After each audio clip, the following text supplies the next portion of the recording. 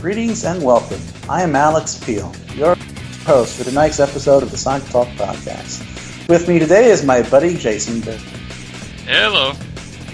And today we are going to, of course, discuss things of high culture, and we're going to discuss art and my trip to Paris, as well as Jason's investigation of the dark arts. Of course, obviously, I'm just bullshitting you, we'll be discussing blue hedgehogs, limbless alien things, and shitty game consoles. Purple robots and other such stuff. Fuck blue robots. Yeah, blue robots, that's where it's at. Mega Man, right there. And I have a bit of a sore throat, so I'm not going to be my usual bombastic, cursy self, though. I'm sure I will say fucking it's quite a bit. Oh no, I'm going to actually be a bigger asshole because I'm in pain right now. And I'm currently doing this because I have to. Deep down inside, I just want to murder everybody. But, well, that's something for the police to discuss once they find everything. But until then, we're going to talk about blue hedgehogs. Right, okay. We're going to avoid awkward silences. Hopefully, but we do that a lot. You can't imagine how much I have to edit out when I edit this podcast. Don't edit that out, though, because people need to learn. People need to hear how hard you work. And it's only you, by the way, because I could never be shitted to edit anything. Fuck editing. And edit that out, and I'll fucking murder you in your sleep. Oh, could you edit that out, though? Because, police would have evidence. Right. So, what are we going to discuss first? What we've been playing, obviously. That's what we always do. I'm the fucking host. I get to decide. I forgot about that. And we are going to discuss the Ouya, which, thanks to the Ouya and the NVIDIA Shield, the Vita and the Wii U are no longer the shittiest selling consoles anymore. Really? I looked up some Ouya numbers recently, and let's see. For June, it sold between 13 and 19,000 units, compared to the Wii U's 27. And for July, let's see, Ouya NPD July 2013. There. Ouya developers report poor to middling sales figures for early games. Fuck, where is it? I think it was like. Should edit this out. Oh no! Don't edit this out. There it is. All right. So for July, there we are. For July, the Ouya sold between 5,000 and 10,000 units, and the Shield sold less than 10,000 units. Meanwhile, the Wii U sold 29, and the Vita sold 16. So for all intents and purposes, the Ouya isn't doing that terribly if its only competition was the Vita and the Wii U, but, well, oh man, poor thing. This thing's going to die a slow, painful death, isn't it? Yeah. Of course, the Shield never had a chance, because that's just a glorified, overpowered cell phone. $350 for that thing. 90% of what people are probably using Ouya for is emulation. And also the problem is, even though it's got a decent, processor for what do they call that, Android? Yeah. There's barely any games on it. They're all mostly indie stuff.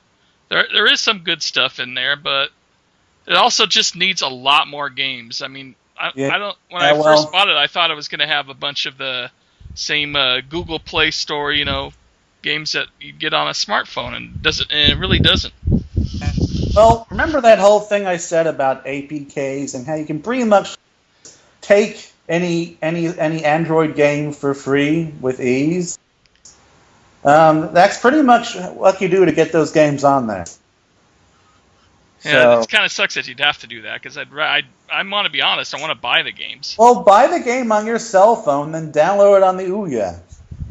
That's what I did. The only problem also is that the only AFK or whatever site you showed me, APK site that you showed me had a ton of pop-ups. Even on the Ouya, there was nothing but pop-ups. Yeah. Well, I have a pop-up blocker thing in Big Jiggy that takes care of that stuff. Anyway, He actually to me. I'm actually in the 26% of people who actually bought games on the Ouya instead of just trying out all the free trials and then taking the emulators and just taking games that way. Well, something to keep in mind is that the Ouya is essentially a developer's console, and those developers won't necessarily be buying other people's games on it. They'll be making their own games on it. So, at least that's what I like to think. You think it's just a place for them to experiment with new stuff and then try it out, then put pretty it much. Every unit's a dev console. Well, that's a good way for the system to get a decent library without having to worry about developers supporting for it. But that is going to take some time. So in the meantime, we're in the middle of a dry spell. Though to be fair, the Ouya, the Wii U also had a shitty dry spell, and they had a multi-billion-dollar company behind it. Yeah, that is very true. Anyway, I picked up Cinemora, which is a great shooter with a really good story behind it, gorgeous graphics. Shadow Gun, which is a $5 cheap like Gears of War knockoff. I didn't get into that. It's Gao Rodan, which is basically a 8-bit like arcade version of Rodan, the monster from the Godzilla movies. It actually plays pretty good too.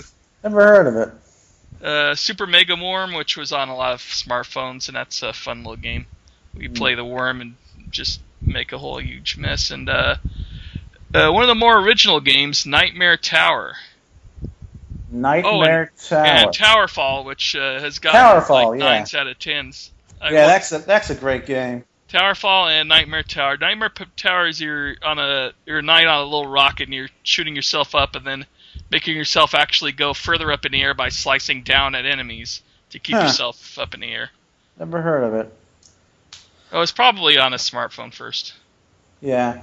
I bought, a while ago, it's been a while since I've actually played my Ouya, but I played, Oregon Trail. That was a really fun sort of Oregon Trail spoof with zombies. Honestly, it's a lot better than Oregon Trail, honestly. I mean, even though it's not nearly as historically accurate.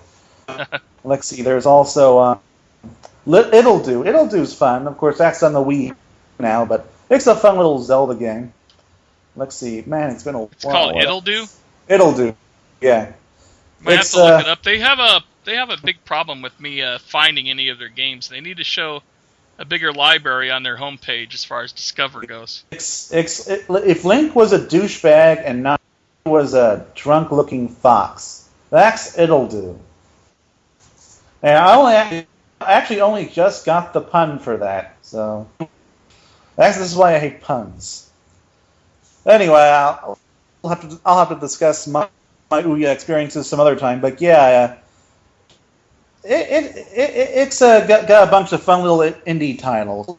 The Towerfall, that's kind of like Smash Brothers, except it's kind of focused on ranged attacks. And I will say they got a lot better indie titles than the indie section of the 360, which is all pretty much crap.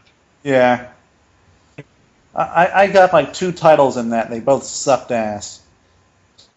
Solar Struggle from the Reg Spot Games. That was a real disappointment. Yeah, the controller on this thing is absolute crap. Yeah, it's crap, but I don't mind it so much.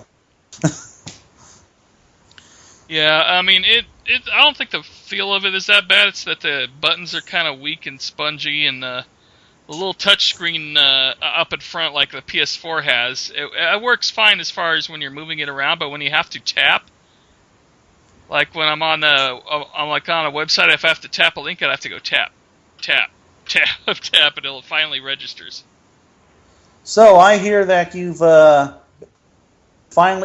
hear that you've started enjoying the riches of the original Xbox library. Well, yeah, not finally. I used to own an Xbox. I still own an Xbox in my closet. It's just broken. But it's been quite a few years since I owned any original Xbox titles outside of like Jet Set Radio Future and a few others. I got like Panzer Dragoon Orta. Yeah, I want to get that one. I did get Gun Valkyrie, which is done by the same people as Jet Set Radio Future and that. And surprisingly, it's not very good. I really wanted to like it, but I just can't seem to get myself. I hear that you have to get used to the complicated controls, and then it's lots of fun. Well, I got used to the controls right away, but the first 2 levels is just me jumping around this chasm and shooting a few aliens. And That's it was pretty just much kind of what the demo was. Yeah. I played the demo years ago. Yeah. And I got get into it. I got Crazy Taxi 3 High Roller. And yes. I still think the original Crazy Taxi is the best, just because of all those big ramps, Fuck and the whole that. San That doesn't Francisco have thing. I think the doesn't jump have a- button kind of ruined Crazy Taxi. I love the jump button. When I'm driving in traffic, I wish I had a goddamn jump button so I could jump over traffic and land on goddamn cars. Oh, thank God. Hey, you got a problem with your sound. Like every 5 seconds, your audio cuts for like a half second. Uh-oh, that's not good. Yeah, I don't know what's going on with that. Is it still doing it? Yeah, a little bit. Anyway, I'll talk while you try Hello. to fix that. I can still hear you. Oh. Yeah, you sound good there. Anyway, Okay, is it still cutting out? I'll find out. You're not cutting out yet. Okay. Very good. Oh, no, you did it. Fucking hell. Maybe now it's your upload speed. I'm going like the to last fucking episode. kill you. Anyway, the problem with Crazy Taxi is that, they got this big, colorful, Las Vegas for you to drive around with. And what do you do over half the time? Drive into the desert, into the canyons, and drop people off there.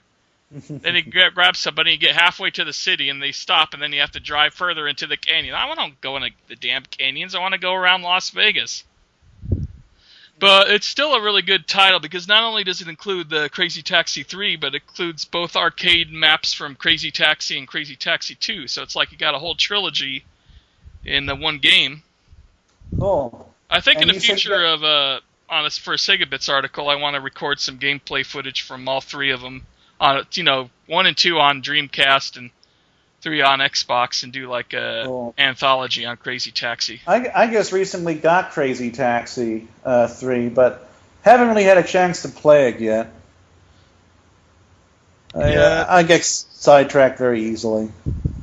And today I picked up Nightmare Before Christmas, which is just meh, and Blinx to Time Sweeper, which I haven't played in a long time, but I remember liking it back in the day, even though the reviewers didn't care for it. And I was just trying a little bit of it now, and it's still graphically, it's very impressive for a 10-year-old game. Oh God, it was amazing! It looked amazing back then. I mean, it's beautiful. Yeah, it's a beautiful game. It's all shiny. Everything looked solid and made out of rubber. The only thing I could say is it moves a little slow, but other than that, it's a fun little game. Yeah, and then they fucked it up with Blinx 2. I haven't played Blinx 2. They had Blinx 2 and Blinx, and I went for Blinx. They replaced Blinx with some generic cat character and some generic pig character, and the gameplay changed. It lost a lot of its fun. Huh. It's been so long since I played the demo, I don't quite recall, but I guess I did not like it. I was heartbroken, because to me, Blinx was like the Sonic the Hedgehog of Microsoft. This was going to be their big mascot. No, it turned out it was Master Chief, which makes a lot of sense because he's green. Well, Master Chief. That was. If it wasn't for a Halo, I don't think Xbox would have succeeded at all. Yeah, Halo was pretty much all they had for like 9 months, they got Splinter Cell later on and some other things, but it was just Halo, and then they said, then we're going to also make Brute Force, which is the next Halo, and they marketed it with the Halo DVD and stuff. No, that game was mediocre. Yeah, next. The problem with some of these Xbox those Ouya games, though, is that they play pretty nice, and the ones you like the most are like $10 or $20. Yeah, they're the most expensive. It'll do is $15. And honestly, you'd probably be better off getting that in the Wii U. Did that make it to Wii U, you said? Oh yeah, it's on the Wii U right now, I believe. Huh. Yeah, I just downloaded it, so I guess try the demo. Try the demo on Ouya first, and then if you like it, get on the Wii U. The demo is kind of like its own little experience almost. It's very self-aware of what it is. Huh. Anyway, yeah, that's pretty much it for me. Oh wait, I also have been playing a lot of stuff on Wii U. Rayman Legends, which is probably one of the best 2D platformers of all time. I absolutely love it. You mean it's better than Mario with its candy-colored plastic things? Yeah, because it's the game skill is just right, the handling is just right, the level designs are awesome. I mean, you got challenges that you can play against your friends every single day, and I love the music levels. After you finish off a boss, you can play these little part platform, part rhythm levels that are absolutely a blast. And you're constantly unlocking tons and tons of characters. Cool. How hard are the Nintendo suits to get? Oh, not hard at all. The Mario Rayman suit is available right from the start. And then the Murphy one is, I think, unlocked by the time you finish off the first full chapter of levels. Huh. And if you've played the time challenge demo that arrived back in April, if you've played at least got 1,000 lums on that, you get a disco Afro Rayman for that. Cool. I don't know if I did. I don't remember if I did that or not. Kind of lost interest in it after a little while. Anyway, I've been playing. I suppose mostly Wii U as well. I have been playing Splinter Cell, Blacklist, and Pikmin 3. Actually, I just beat Pikmin 3. Bit shorter than I was expecting, but a lot of fun. Everybody dies at the end. Spoiler. It's a very beautiful game. It's of course I suppose that's obvious to anyone looking at it, but I don't know. I don't really have much to say about Pikmin 3 except it's Pikmin. It's a lot of fun. Oh yes, the controls. I actually barely used the Wii motion controls throughout that entire thing. I mostly just used the tablet because that map is really, really convenient. I love just tapping that thing. You can get the map and tap it while still using the Wiimote and Nunchuck, which I seriously recommend that. If you ever try playing Pikmin with the Wiimote and Nunchuck, you'll realize what a world of difference it is as far as controls go. Yeah, I'm sure I know that would have helped me out, especially during the boss fight. For me, I have my Wii U on a charger base, so it's standing up. The gamepad is always standing upright. Yeah. So I just use the Wiimote and Nunchuck, and if I want to go somewhere on the map, I just open up the map and tap the character, tap it over there, and then I go, and then that particular character takes his Pikmin over there, and I'm still using the other astronaut to do something else. Well, I just love tapping the map and moving them, and just moving it around and telling them where to go. It's very quick and convenient. It's definitely shows off the convenience of the second screen and just what it can do for a game. I'm liking the writing on this Illidu. It's pretty funny. Are you playing that right now? Yeah. Oh my god! You pick up a heart from the ground and start eating it. Little fox fairies things. Wait a minute! Did you just pick up that heart? Are you eating a heart?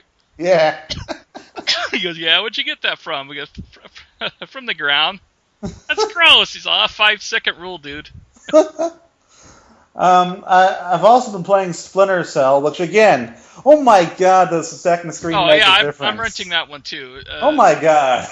I can just quickly tap and change all of my gear on the fly. No clumsy menus to go through or anything like in the older Splinter Cells. And that just makes it so much easier for me to switch through all of my different shit. Though I still sometimes shoot a guy with my pistol instead of my stun gun because I forgot to change it. Oh god, that always just murders me. I've been playing the entire game almost completely non-lethally. I only kind of kill someone when I crack and I just shoot them in the face with a machine gun. But boy, is that a good stress reliever. Haven't done any multiplayer yet. We need to do that soon. Yeah, it's actually a very easy to play Splinter Cell. That's what I like about it. The controls are pretty tight on it. And the only knock I'd give against its Wii U stuff is that during the sniper level they want you to use the motion controls to aim and shoot, and that's just stupid. You can't do that. But thankfully you can just go into the menu and turn that off. So that was quickly resolved.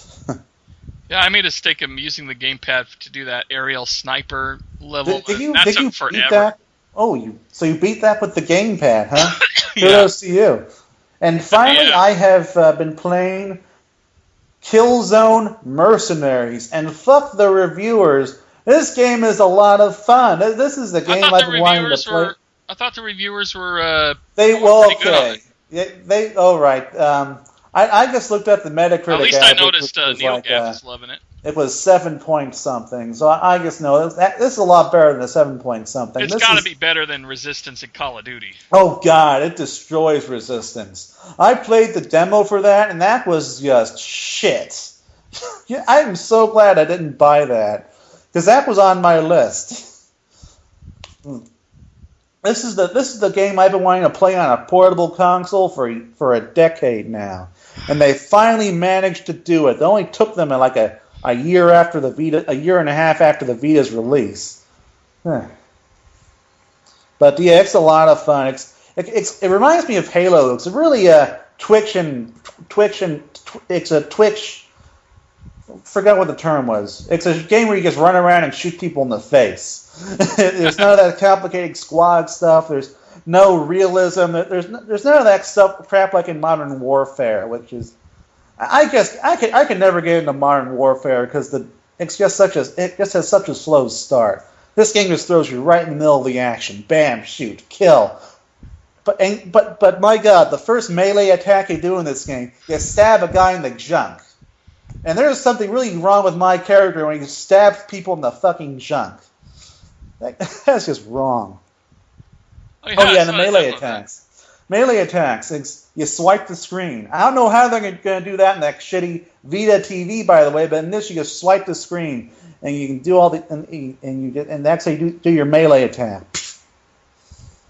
Okay, but we're gonna have to discuss that Vita TV sometime. I don't know if we should do it now, but this is probably the first thing that's been revealed in video gaming in a long time that I just think is stupid.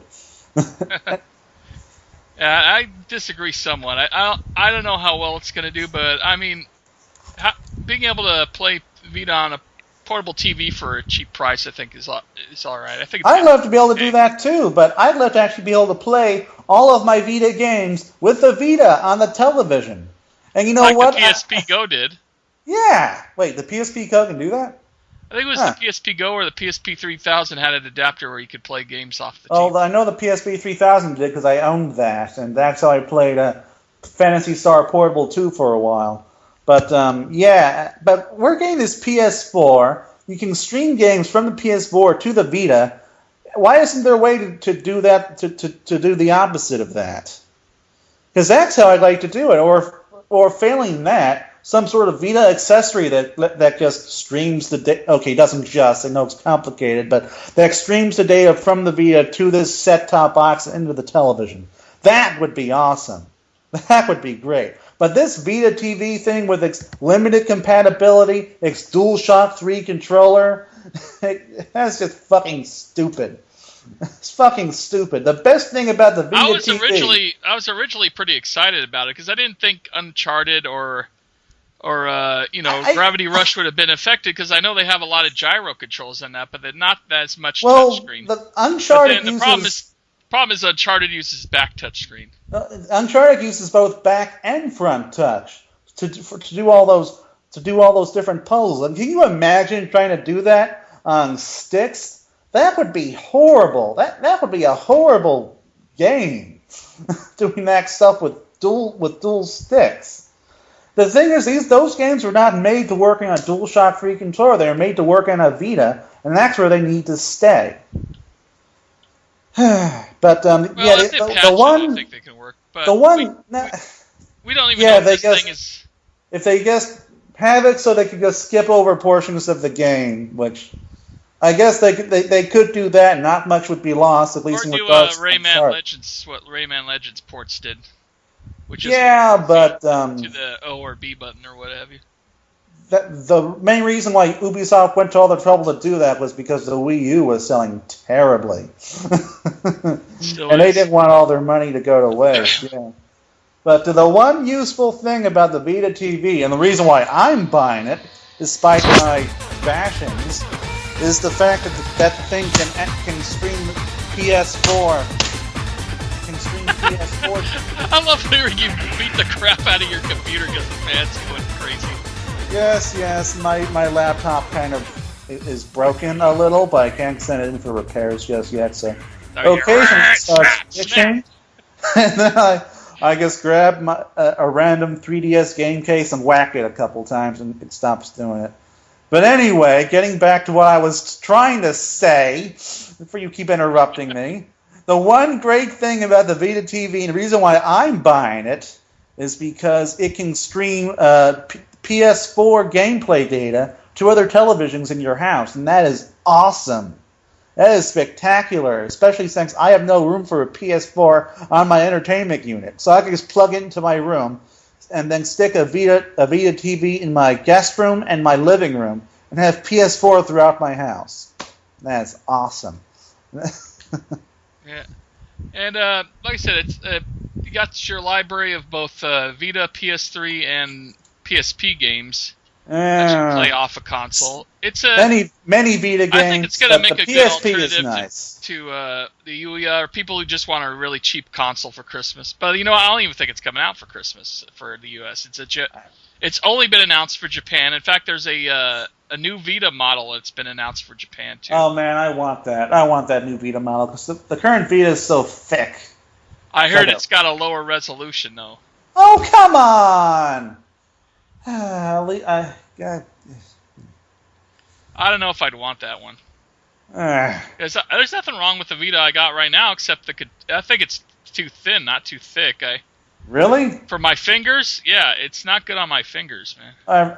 It cramps my hand a little bit. I think I could go for a thinner, smaller Vita that's more pocket-worthy than this thing.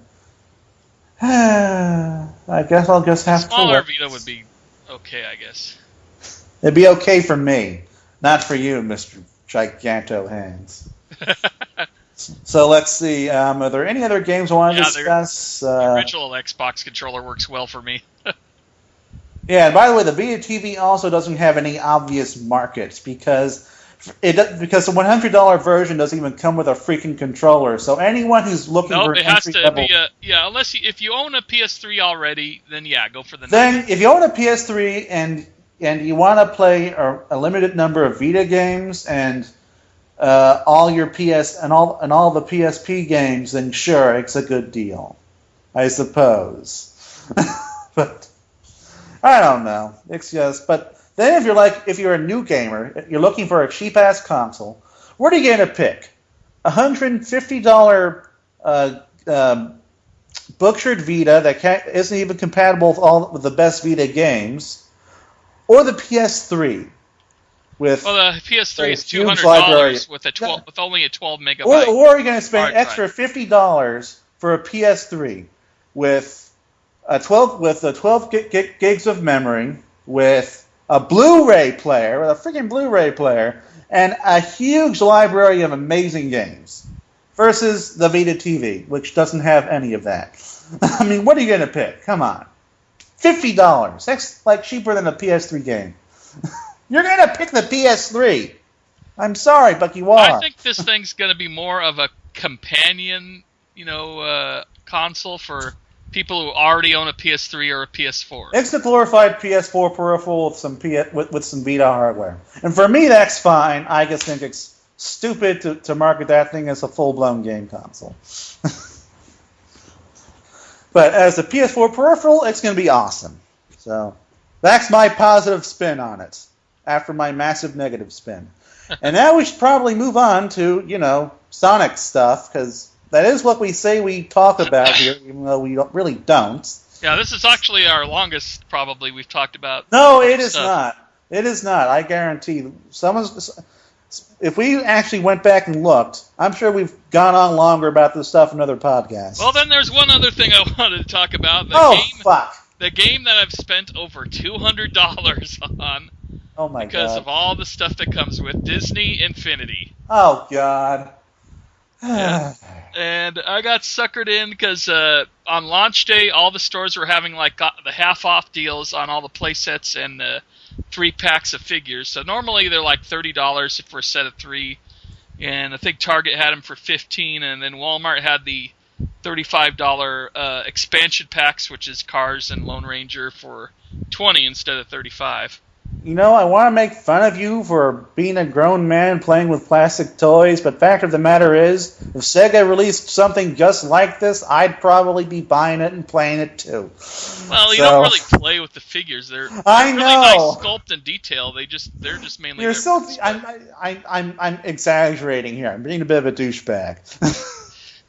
Yeah, but it is just like Skylanders, where everything's basically on the disc, and you're just buying the toys to unlock everything. Which kind of makes it a ripoff. Actually, it is a ripoff. The biggest ripoff of Disney Infinity is not the little figures, because that's the value on its own. It's the power discs. Yeah. I hate those.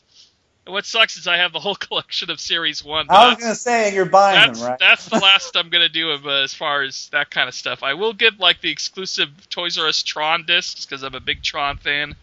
And maybe the Uncle Scrooge. But that's going to be about it. Then when they there's so many of these discs that I'm never going to use. And I was lucky, though, that the first 10 packs I bought, I got about 14 to 16 the purpose of all the discs I needed. I didn't get too many repeats. The purpose of the discs is for little kids to take to their schools and trade with other people for discs that they want. Yeah. Yeah, I was the 42-year-old man going to Toys R Us on their disc trading day. And then trying people to trade giving you funny looks, kids right? for a Wreck-It Ralph Sugar Rush floor texture for the toy. Hey, kid, do you really want that Wreck-It Ralph thing? I got this other disc for you. It has candy on it. Oh, God. You're horrible. I know. I am a bastard. But people are already finding workarounds, like the rarest discs. If you feel the packaging, they use that stupid 3D lithograph. Yeah. So the discs that are scratchy on the surface are rare discs. If you just feel the packaging. Plus, you could just buy a bunch of them, take them home, don't open them, put them on the tray thing, and it actually reads what's in there, and it tells you what the discs are, and then you could just take those and return them to the store. Oh my God! Well, I guess it saves you some money. Yeah, the one thing that's really pissing me off about that game, as far as the toy box mode, is they've got all these setups for cameras and how to make your own game, and it's actually an easier function than it is on Little Big Planet. So it makes me want to fool around with that more. The problem is there's a victory counter, there's timers and all this other shit, but there's no win or lose state objects, so you can never completely finish a game. You can't go, okay, you saved Mickey in under a minute, you win. Or, or you didn't get to this time, you lose. And if it just had that, it would go a long way for me. I already uploaded my first created level for Disney. I did one called Dash's Sonic Run or something like that. It's a run down this big canyon with. I tried to do it like Sonic Generations, where because he has the super speed. When you press R, he runs super fast, and I put the smaller robots out there, and he could smash through the robots just like Sonic. And it had put 2 alternate paths, and it could go down this one waterfall area to this area where you have to free Mickey out of a shield before the time runs out. But you have robots attacking you. You can either go off to the right to do that, or I made a path where you can go off to the left, get shot out of a cannon, and drop onto a rail and take the rail around to that area. Anyway, But so I basically tried to make it like as much like a 3D Sonic game as I could, and I think it came out pretty good. That is interesting. You should screen cap it. I mean, record it. Motion, yeah, to do a screen capture on it. Anyway,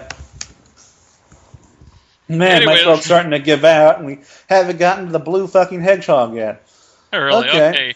Let's get on to news, I guess. Sonic Lost World kicks Nights into Dreams bosses, bitches! Booyah!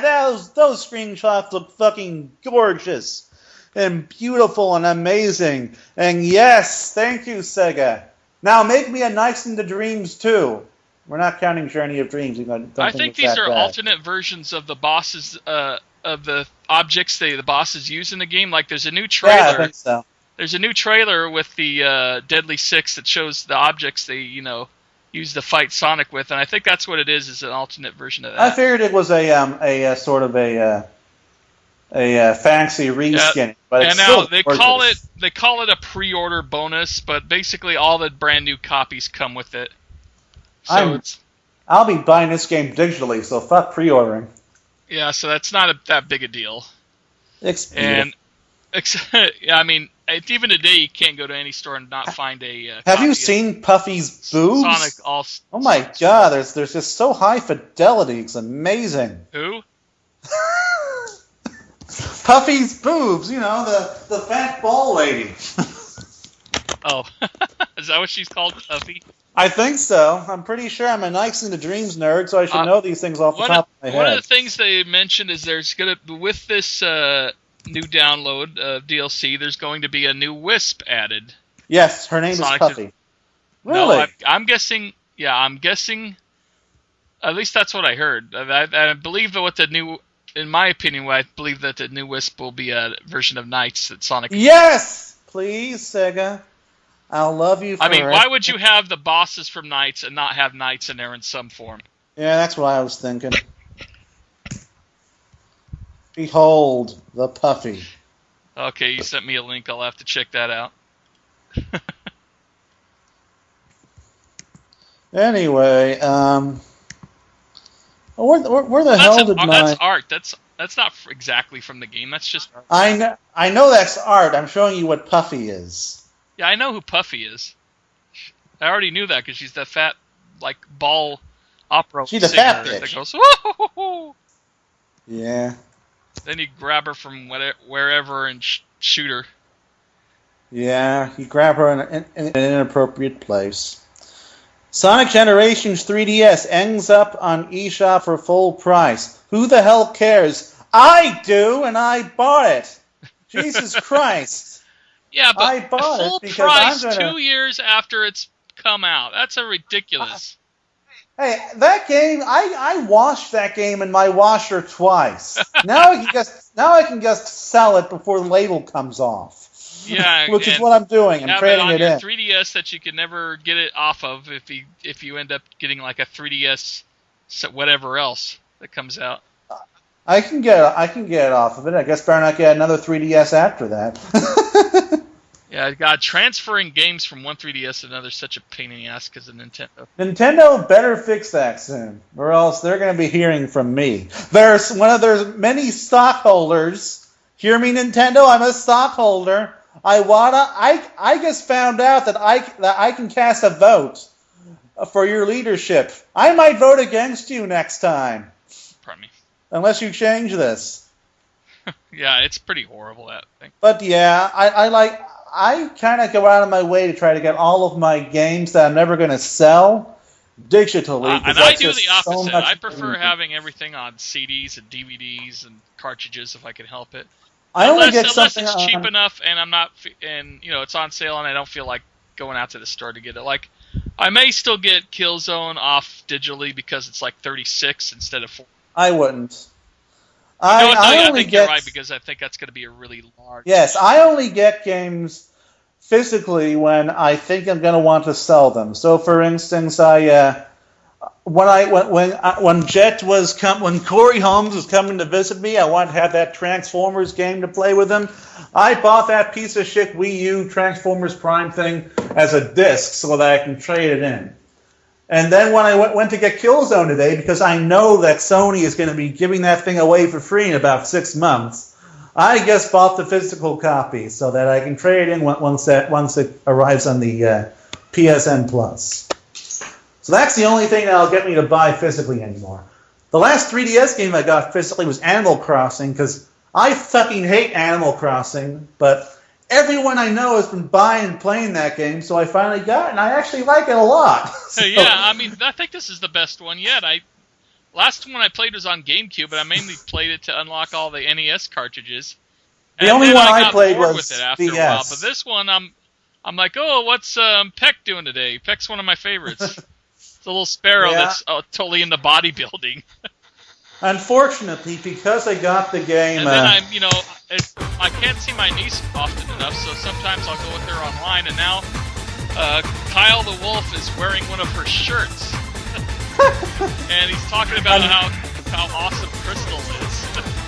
I'm teaching all my characters to say rude things. At least, I'm teaching. Kyle calls me moron now because I taught him to say moron.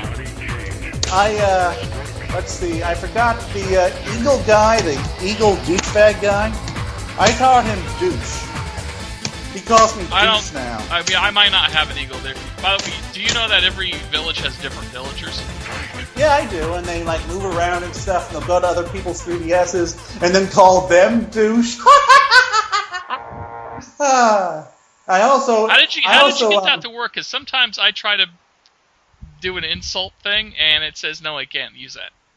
Instead of saying douche, I said douche. Oh. I just had him say it for a while, and that tied in with another thing I had him say.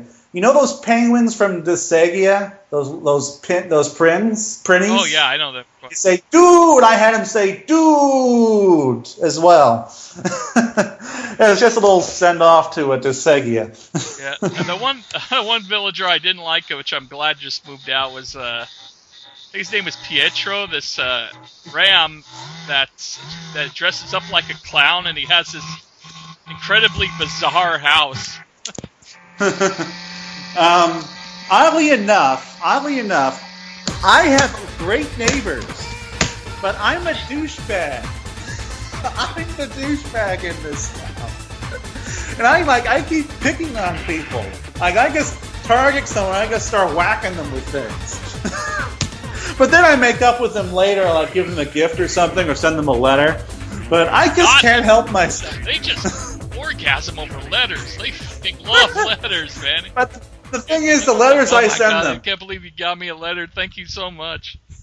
The first letter I ever said was, I'm going to kill you in your sleep. Which was followed by, I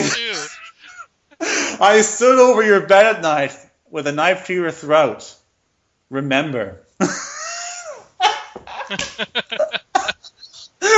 And the villager looked so creepy. Because, of course, the AI just doesn't actually read the letters. They're just glad they got a letter. I was disappointed, though, that they didn't have any things that would detect things like kill. Like, oh my god, you're going to kill me? Nothing like that. I know. I mean, it's hilarious. Oh god. How did we start talking about Animal Crossing in the middle of we finally started talking about Sonic news, and then we got into other games. I do like the fact that Tom Nook doesn't feel like he's the boss of the whole damn town. Oh, thank God. Because you owe him money to expand your house, but you could do that at any time you want. You're not working for him, which is great. The only problem with being mayor is when you get new propositions or new things you want to do, you have to pay for the... Like, I put a suspension bridge on a river because I wanted to get a shortcut from my house to the store where I sell all the fruit and stuff. And it cost $20,000, and the villagers are barely contributing to it. I had to pay off most of it. My villagers don't pay for shit. Why are they not paying taxes in this village? Because you're not brutal enough. You need to be a tyrannical mayor. Which I was disappointed that you cannot really be a mayor. You can't demolish a house and build a bridge. I wanted to do that, but I can't do that because the bridge has to be far away from anyone's house. It's annoying. Anyway. Yeah, Sonic Boom West chapter is this Saturday, Yeah, Sonic and Boom I'll West be chapter. attending as long as my car holds out. And you'll be giving us giving us a report live from the floor, right? I don't have a video camera outside of a whatchamacallit, a iPod or just like my iPad. I could use that, and that's about it. I think it's more of a meetup than anything. I heard even Evan Stanley is going to be there, but that's about it. Aw. I guess start leaving you equipment so that you can start doing this stuff. Yeah, because basically a lot of people are upset that they took Sonic Boom out of California, moved it to St. Louis, where it did horribly. I think they had they had like 1,000 or 5,000 tickets available, and like only 300 people attended. Well, they did in St. Louis. I mean, I know that Aaron, I think it was Aaron or Julian. Damn it! One of the Sega people was really happy that it was in St. Louis, and was like, "Well, I'm not going there." The great thing about Sonic Boom last year was that it was at the same time as Comic-Con. And the year before that, despite how crappy the location was, it was at E3 the first year, and that makes sense. It was at E3. It makes sense to put the event pair it with another event. I'm here, and I hope that they bring it back to Comic-Con next year. I'm hearing rumors. I guess it's proven now. Well, no, I'm hearing rumors that they're going to bring it further east, and I'm guessing possibly PAX East. Or New York. If they send it to New York, I may just go, because I've never been to New York and I need a good excuse. Oh, New York is a beautiful city, and they have great musicals and lots of awesome gay people. You would love it there. I thought San Francisco was the place with all the gay people. It is, but New York City has its share of homosexuals. I mean, it has Broadway. It's the Hollywood of the musical industry. And the musical industry is pretty much Jews and gay people. And I can say that because I am ethnically Jewish, so shut up. I am not being an anti-Semite. I may be being a self-hating Jew, but I love being Jewish, so I don't see how I can beat that. In any case, Oxford, I don't know who that is, I'm sorry, and Flynn team up for Sonic. David Oxford and Flynn team up for Sonic Lost World Charity Marathon, which is awesome. That's going to be, I believe, on October 26th, like before Halloween, and just after the. And let me look at the link. I gotta look it up here, and it's just after Sonic Lost World comes out, so he'll have a chance to play it. Finally, I want to definitely see that live stream. October 26th to the 27th, 2013. It's for let me see what for charities for. Hosted by Nightworks. This is off of Sonic Stadium. Hosted by Nightworks, the pair seek to raise $1,000 to $1,500. But you know what they say, the more the merrier. Over the course of 24 hours for the Sick Kids Foundation, the fundraising branch of the Toronto-based hospital for sick children. You can pester Flynn with various questions concerning the comics, participate in raffles to win prizes via known sponsors Nintendo Force and Udon Entertainment, publisher of the History of Sonic the Hedgehog, and even request games to be played should they finish their Lost Hex romp early. I guess they're doing it for 24 hours, so yeah, they'll definitely be done with Lost World by then. Oh, wow. Ian's going to be playing that game for 24 hours? Yep, and I guess they'll play other Sonic games too. Wow. Okay, so the last thing on our little list of news... Free Sonic Lost World Halloween comic coming soon. Yay! Yeah, this is basically the same comic you're getting in Sonic Super Special number 9, but on its own, separate.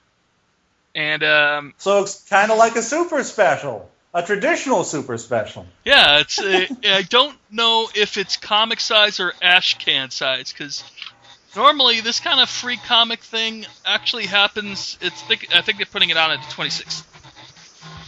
Okay, now I know what an ash can is. It's time to hit your laptop again. Yeah, I know. I know what an ash can is, but could you explain to the ignorant masses what an ash can is? Basically, sorry, that's hilarious. Because it sounds like that punching sound effect you hear in the movie when you're doing that. Anyway, It's basically a much smaller comic. Most independent publishers, they used to start off with a very small, a little bit bigger than digest size thin comic just to promote their stuff. Tom Beelan, who wrote a what's the name of that? True Story, Swear to God, which is one of my favorite comics that hasn't been published in a while now. I've never heard of it. Yeah, it's basically a biography of his life, where he met his wife and everything at Disney World. Oh. And it's both romantic and very realistic and very funny, but he also did some Ashcan comics that were originally comic strips about his childhood and stuff, and those are really good. But yeah, they're basically about that size. They've been doing this for free for quite a few years now. And my brother, he'll come to my house on Halloween with a big box of these Ashcan-sized comic books to give out to the kids. And so our house is known as the comic book house every Halloween now. The way the previews look, it looks like there might be a change this year. There's not very many Halloween comics. And the shape of the pages look like they're going to be comic book size. So I have a feeling they might be comic book size this year. Cool. Which would be pretty awesome.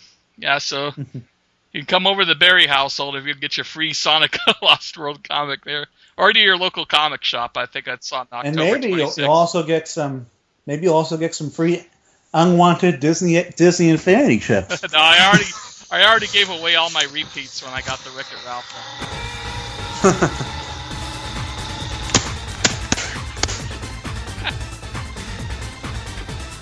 It's not giving up. I think well in a moment. Just have to beat into submission. All right, come here.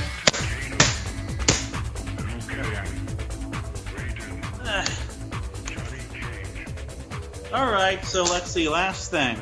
I was originally going to call this crossover into dreams. I think now I'll just call it laptop abuse. Okay, last thing is, of course, Comic Talk. He doesn't want to talk about 252 yet, about the big reboot. A little. Yes. Although I do like the new King Max a lot. Yeah, he's not a douchebag anymore. That's a nice change. I wonder if they'll make like Ray the Squirrel related to them now, because they got the exact same tail and kind of look to him. And I guess Sonic. No, I won't get into that about the King. Yeah. Okay, Sonic and Mega Man. Worlds collide, destroys, obliterates Sonic Genesis, kills it, just blows it into 1,000 pieces because, oh my god, it's actually linked into the regular continuity. Of Sonic, at least. It doesn't seem to be any continuity with Mega Man. You can. Yeah, not so much with Mega Man, unfortunately. But at least it's being acknowledged. I mean, how many crossovers have there been in the comic book industry where they don't even fucking acknowledge that it happened in the canon storyline?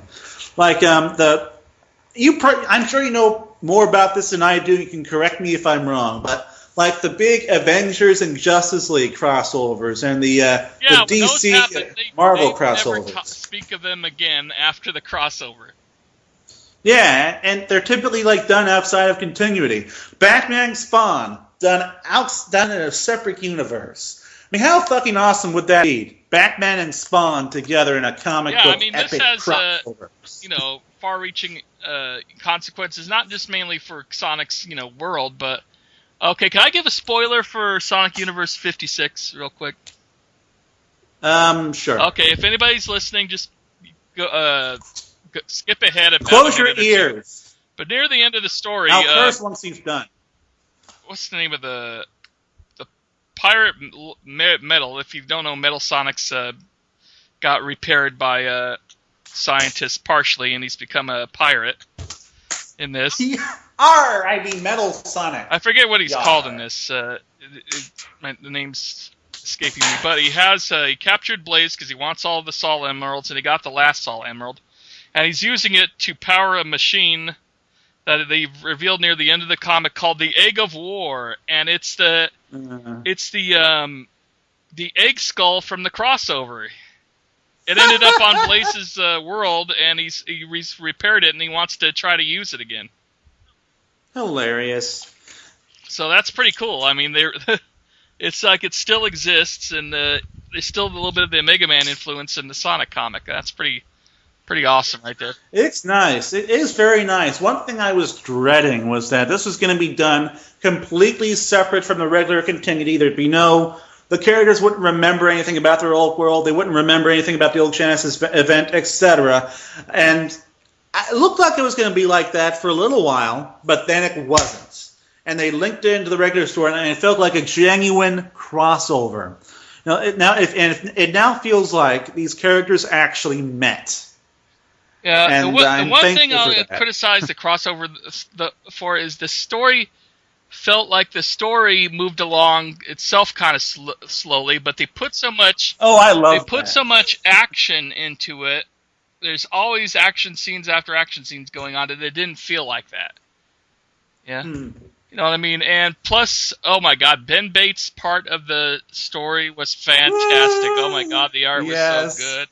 Oh, God, Ben Bakes, I want to hug you. Watch out for when I see you at a convention. I mean, I love Tracy Yardley. I got to work with him a few times, but as far as art goes, Ben Bates is probably the top one. Ben Bates I even like Ben Bates more than Patrick Spaziati right now, so that's as big as compliment as I can Ben Bates is a little more well-rounded than Tracy Yardley. I think Tracy Yardley does a great job with the Sonic characters. I think his one flaw was the first issue he did of the Mega Man crossover drawing Mega Man goes. He drew Mega Man with his helmet kind of barely looks like it was loosely fitting on his head, where everybody else it's like almost part of his head. It's wrapped completely around. Yeah. But outside of that, he started it. He was still getting the feel. Yeah, he still did a really good job. By and large, Archie did a damn good job of keeping the art consistent throughout this massive 12-issue storyline. What he did is the first 4 parts were drawn by Ryan Jamfold, I think. Oh, I thought that was Ben Bates. No, Ben Bates did the last 4 parts. Tracy Yardley did I think Ryan Jamfold did the first 4 parts, and Tracy Yardley did the middle 4 parts. Okay. So it helped well, in any case, I could barely tell the difference. Kept that great stuff job. Consistent that way. Yeah, and there was what I liked is everybody, especially in the Sonic area, had a scene, had a moment. Every single freaking character, all those characters. I can't believe you managed that. And even Shadow the Hedgehog. Yeah, and what surprised me is they actually gave Rouge a pretty good. Knuckles. They gave Rouge a pretty good scene too. And they gave Knuckles lots of things to do. And Knuckles got to redeem himself right at the end, man. He kicking. Oh man, he and Proto Man just kicked some ass. Yeah. Well, the only problem I had was how they were kind of making all these Mega Man bosses kind of cannon fodder a little bit, but. Then again, Mega Man. But to be fair, I love the video game logic that Mega Man can gain not only, Sonic's friends' abilities while they're in that robot form, but it'll de-roboticize them at the same time. It makes no sense outside of it that I call it video game logic. But because of that, because he had these extra powers, that made him so. Those became weaknesses for the. What do they call them? The bot masters. Yeah, but really, what I enjoyed when Ian Fling's writing is at its best is when he's letting the characters be characters, and oftentimes Ian Fling can't really do that because of space issues or time constraints or what have you. But in this one, he had 12 issues where he just let the Sonic characters and the Mega Man characters just run loose and interact. And he did such a great job with just letting them do that. Oh, God, and then especially Eggman and Wily together being such chums. And, it was so awesome.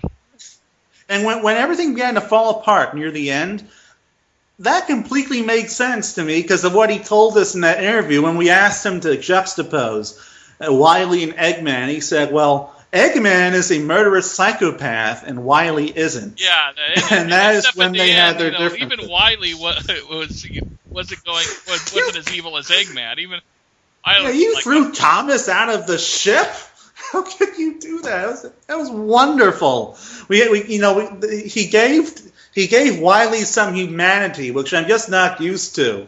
Because normally, it's over. Have some pride.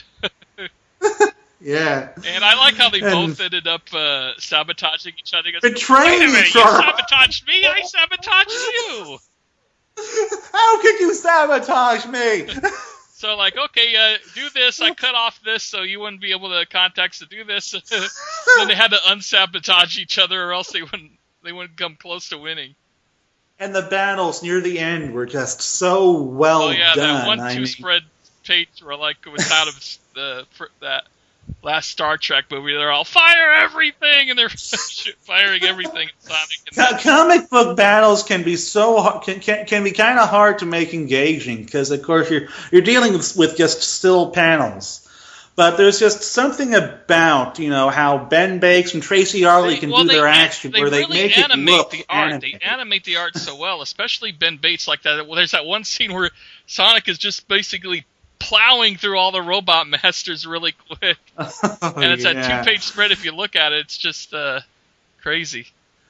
Unfortunately, I don't remember what my favorite action scene was, but my favorite action scene was during the Ben Bakes issues. And, it was just... they were just so animated and fluid and well put together. And the way the panels just flow from panel to panel. This is one of the reasons why I just love the Sonic and Mega Man books. They do their action so well. I like how they show even when personality clashes between Sonic and Mega Man, like Tails is all. That was great. Look at Mega Man here. He does his thing without expecting any reward. He doesn't brag about himself. He goes, "Well, that's his problem. I know I'm awesome." Yeah. Mega Man's very humble. Yeah, very humble. That's the word I'm looking for. Humble. Yeah. I'm trying to remember it's been a little while since I've read it, but as I was reading, it was like, wow, the characters in here are just so great. It's been a while since I've really seen the characters get to act like this. I'm trying to remember. Damn it. I like how everybody's got either like Rose Woman or Knuckles Man or this man, and then when they get to Shadow Man, they're like, "Oh, do you want to use Shadow Man or they put them Shadow both together. Man?" They go, "Okay, we'll use both."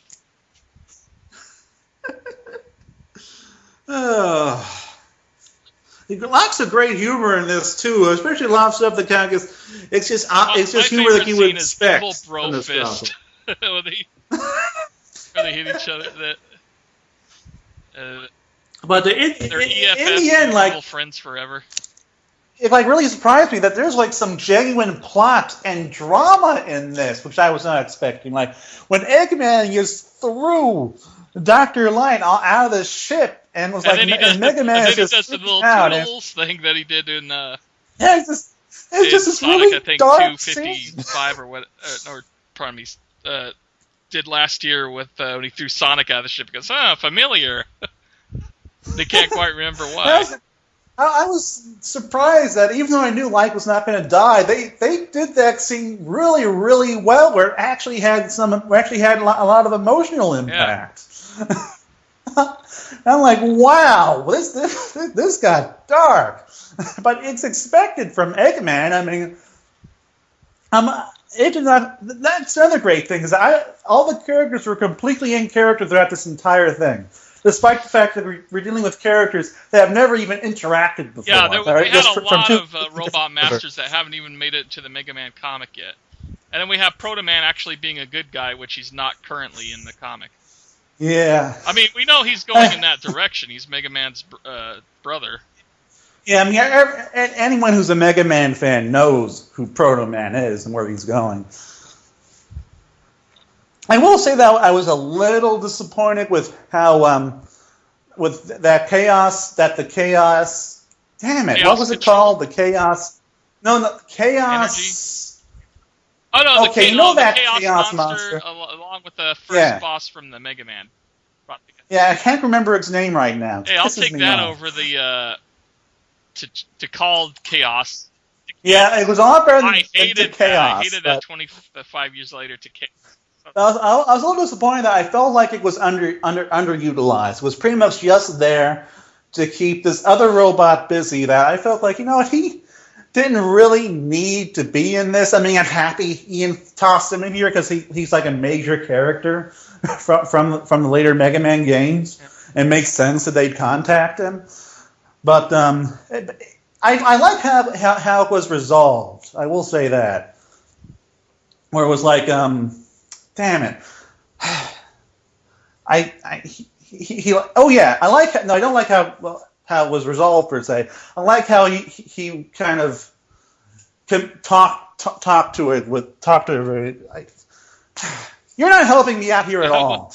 Are you talking about the Chaos Monster or the Chaos Monster versus Gamma? Gamma, right? Oh, Omega. Omega, yeah, Omega. Yeah, I can barely remember that scene with Omega in it because Omega didn't have a lot in this. Yeah, but there was this one line he said that I liked. It was like, it kind of compared them. Yeah, they brought up an arsenal. It goes, please, come on. No, not okay. I'm talking about the giant Mega Man robot from outer space. Oh, what's the name of that? Bass? Oh. No, Bass. Bass. Not him. It's on the tip of my tongue right now, and I can't remember. I know. I know the Sonic one's better than the Mega Man ones, but I know a lot of Mega Man characters too. I just can't remember its name. But yeah, he's like the... I have Mega Man 8 right... Oh, wait, no. I don't have Mega Man 8 with me anymore. Damn it! Okay, I can't look at that. Oh yeah, all right, well, like the Galactus type robot. That's the hero. I liked the scene between... there was a scene I liked. I don't remember what it was, between Galactus Robot and Chaos Monster. Oh yeah, that's right. They put him in the... They kept him occupied with that, so he did. Because otherwise, he would have just finished up everybody. Oh yeah. I kind of regret bringing this up now, though. So they had to keep him busy, or else he'd save the day instead of Sonic Mega Man. You gotta love how they kept Sonic and Mega Man alive after they managed to knock him out, just so they can gloat some more. Yeah. This is something that I'm going to be buying again once they release the collector's edition. They do have the first graphic novel out this month. And you can get it on Archie Comics for $9 or wait and get it for like $15. And I'm gonna for the physical version, I'm gonna wait for the collected edition. But for digital, I'll pick that up right away. Really? Yes, I'm gonna buy. I'm gonna buy this. I'm gonna buy digital, but graphic novels I always want to get in the book. Well, the thing is, I don't normally buy Sonic comics digitally because I have a subscription. I'm going to subscribe now because my Sonic Universe has been coming a week early every time, and so I'm really satisfied with the way the subscription's been lately. Yeah, I never got my Mega Man subscriptions, which is why we couldn't talk about this last time. I hadn't finished reading it because my Mega Man stuff never came, and so I was waiting when I originally subscribed to Sonic X, it took forever for issues to arrive. They would be either a week early or 2 months late. Yeah, I'm gonna have to call Archie about about my Mega Man subs because I know I've placed it, but I just never got it. Anyway, like yeah, this is probably my favorite Sonic or Mega Man story that has been done in a long time, and it really does show that Ian really knows what he's doing when he gets the opportunity to really stretch his. Well, he had this story in the back burner for a while if he ever got to do it, so he was really happy. Yeah, that's actually the thing. This is something he's been thinking about for a while. And I'm happy that Wily and Eggman acted exactly as he said they would in that interview 2 years ago. Wow, that's been a long time, hasn't it? Like I said, it's going to have, of course, effects starting with Sonic 252. Yeah. Oh, you know what? I would not mind discussing the next Mega Man because the Mega Man issue that came after this week's, but I did read the first issue after the crossover.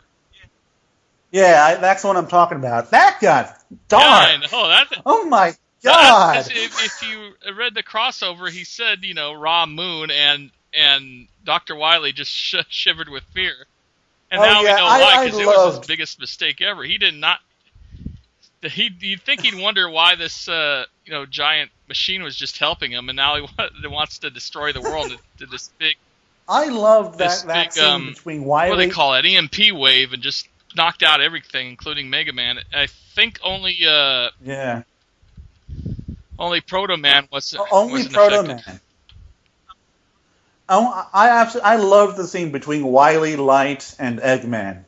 It was because for the first time we had Eggman actually talking to a scientist who was essentially his equal.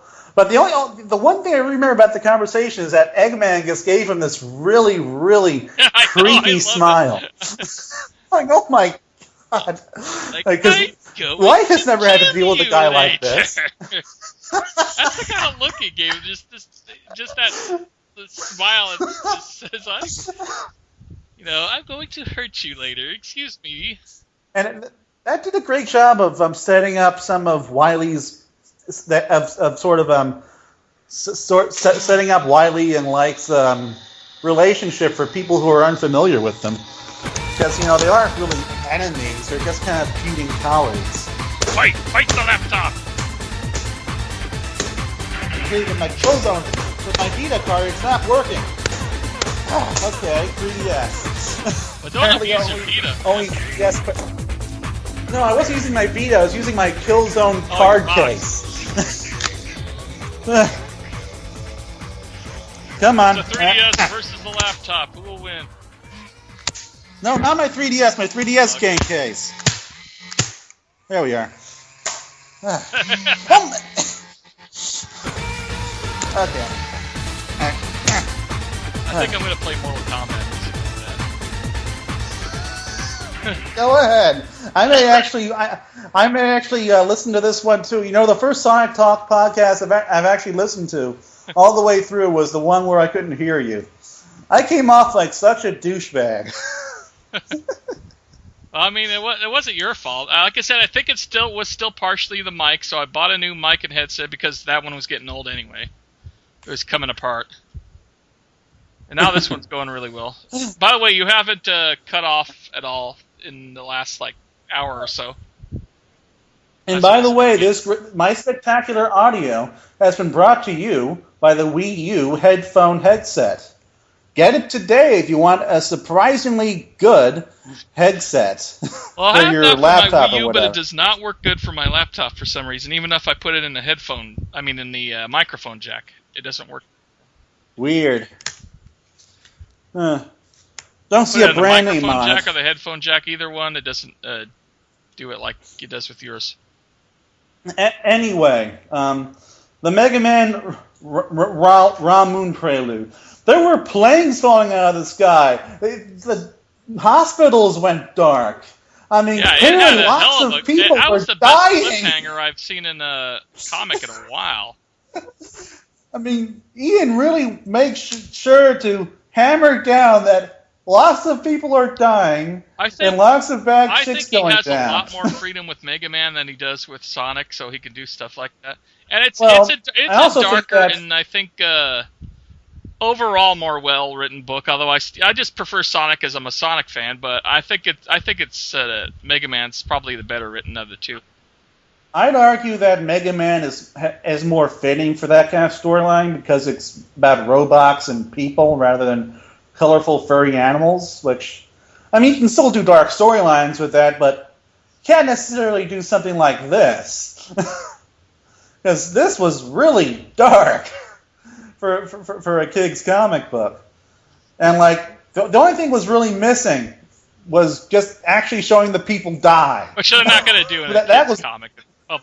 They would never do that. I wouldn't want them to do that. But that's pretty much all they didn't have as far as darkness and violence goes. And now, darkness and violence in and of itself isn't something to be applauded, but when it's being used to really deliver a story's weight, when it's being used to show that, yes, bad shit's going down, this is something that is very, very dangerous. This is the end of humanity. And yeah, the darkness in this works perfectly well, and it really helps hit that point home. And I'm looking forward to the rest of Ra Moon now. Really looking forward to it. I'm actually becoming a big Mega Man fan now. Yeah, my problem was I used to get a lot of comics. I'd of course read Sonic right away, but Mega Man would end up in the afterburner, so I'd end up what do they call that, afterthought or something like that. But I ended up just shelved the story for a while and didn't get around to reading it. Sometimes I wouldn't read them at all and end up getting the graphic novel later. Afterbirth? No, Afterthought. I forget what I was going to say. Afterthought, that's right. Much better than Afterbirth. I was going to say Afterburner, not Afterbirth. But Afterthought, that works better.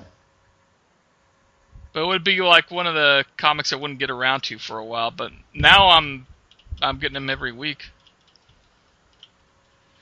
And when you read the graphic novel ones as a whole, you get a really good story out of those. Like I got while I was at Comic-Con, the one where that one group of anti-robot militia, anti-robot militia Emerald Spears, and Light with his former girlfriend who's created a robot kind of similar to Mega Man, but took all the emotion out of it.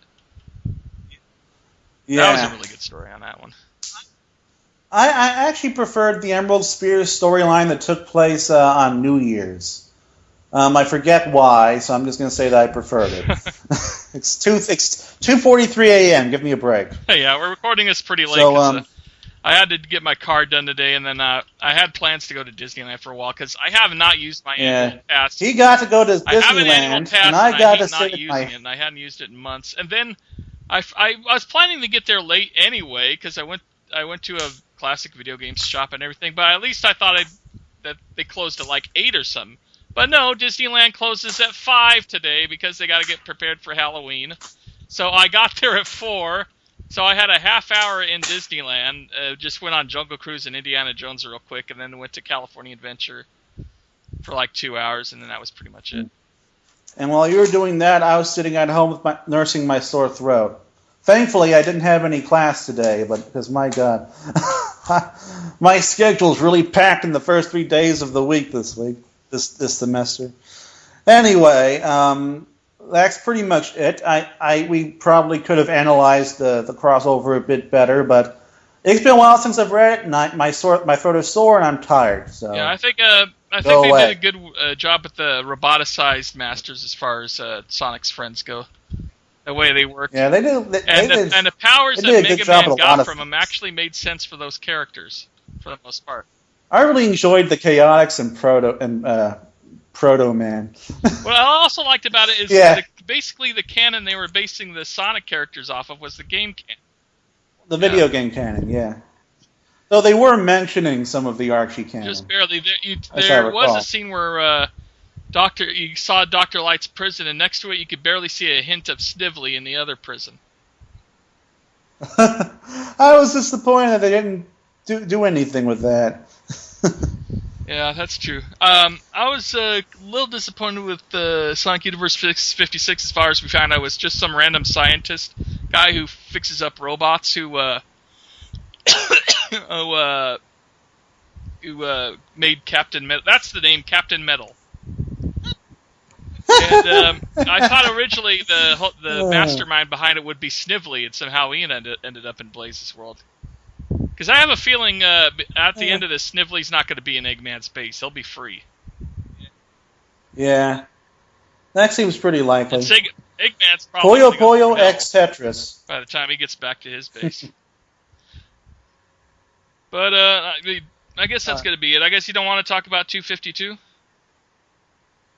Nope. Not. We can talk about 252 and 253 next time. Then. And maybe I'll be able to secure a guest. Yeah, but we'll see. There's someone I'm looking into, but I won't say anything yet because it's a long shot. Someone I've tried before. Did you listen to the last Swinging Report show, episode 50? I don't really listen to podcasts I think you in general. Really should this one. It was really, really good. I mean, as I recall, it was a really good guest, as I recall. The official Dreamcast magazine from back in the day. Wow. Oh yeah, and George Colby, he commented on an article for what was it? He commented on an article. I forget which one. And they got in contact with him. Yeah, it was. There was a lot of fascinating stories behind it. It was probably their most captivating podcast yet. I loved listening to the whole thing. So you, my beautiful 20... we put together. Yeah. So, my beautiful 23 or so listeners who listen to this and like, I don't know, listen to us in the car for some reason. Don't forget to also listen to the Segabix thing if you don't already. And by the way, I have a thing I'd like to tell all of you. If you listen to us, could you please... I'm just kidding. Okay, well, now I can't say that anymore. Thanks a lot, Jason. I'll have to come up with something else. Like, could you please comment in the Segabix post thingy below, so that we know that you're listening? Because I don't know. I consider this like a poll or a damn it. Oh, a poll's good. My brain is being... A census. Yeah, basically poll. like We'll a go census. with poll. Census! Yes! That's the word I was looking for. A census of our listenership. And if you feel like it, also tell us about how shitty we are. yeah, really. But don't use curse words, because Jason is very sensitive. Except I just dropped an F-bomb about a minute ago. Yeah, but he's sensitive about his own feelings. No, I just don't like sometimes Segabits gets these YouTube type commenters when we put in a post and that. They're just really. You posted this late, or you're fat. Oh my God, Sonic Stadium. Oh my God, Sonic fans are so fat. Hey, I'm very self-conscious about my weight. That's why it took me like 4 years when I finally lost some weight before I put myself on camera. You're being very inconsiderate, man. Be considerate of my feelings. I don't care about your feelings, because you're below me. You can call me fat. I don't care. I'm fat. I don't care. Oh yeah, I'm fat too. I think I've actually made fat jokes of myself quite a bit. Not on here, of course, because of something. But yeah, God, I'm tired. Can we end it? I'm the fucking host. It's over. We're done. All of you people, go home. Stop listening to us. Go fuck yourselves. If there's any children listening to us, you really should listen to us. No, go fuck all of you. You were going to say that. Fuck you, and fuck you, especially you pink-nosed little twerp in the front. I don't like you. I never did. Stop listening to us. Why are you still listening to us? Oh my God. You sound like a Porky Pig cartoon. He's all... And I'll get you, that guy in the third row, you big sour puss. Oh, God. I haven't seen It's a really old one, but it's actually pretty funny. Yeah, I guess you saw it when you were a kid. When I was a kid in the 70s and 80s, Looney Tunes was we played nonstop. Right. That's when you were a kid, not in the 40s and the 50s. 70s and 80s. Yeah. Sure, okay. I don't know. Anyway, I don't know why they're still listening to us. And Jason, if you cut this, I will cut you. I don't know why they're still listening to us, because I've already cursed them out, and I've told them to stop listening to us and never come back. But we should probably stop recording. One thing I want to promote is that me and Corey Holmes are finally getting back on Sonic Eggs. I rehosted all the sites. I'll see about dropping a link in the show notes if I can remember. I had to rehost every single page. Unfortunately, you can't go to any individual page. You have to go continue left, right, or left, right. Because Will's in charge of the HTML on that. Because I have no idea how to work HTML. I bet that if anyone were to ever talk about us if they're actually I have already 3 pages in advance colored and inked and all ready to go. I just got to letter them. And I should have the first one up this Saturday. I bet if anyone were to talk about us as if they were actually fans of our show, you would be the guy that everyone likes because you're nice and you have a nice sort of medium, regular personality. And I'd be the guy everybody either loves or hates because I'm a douchebag. Probably. I played and straight GX, same thing, yes. You're the straight man to my... I don't know if I go so far as to call it insanity. I just curse a lot. GX I curse more a lot. Sheldon from the Big Bang Theory. He's just really and a little bit directing. Yeah. I love GX. We really shouldn't talk about him on the podcast. I do love GX, but he does want to direct the show. Yeah, I love GX too. I love him. And so we should really end this show now. Because I'm tired and it's 2:52 a.m. And, you know, I'm kind of sick. And I'm tired. I'm sure people are tired of hearing me complain about my health when I'm sure they're probably like dying of cancer or something. So can we like end this now? Because right, I'm the fucking host. This is over. So yeah. Go beat up on your laptop. I can't. It's being good right now. Could you please stop recording this thing? Hit the stop button now.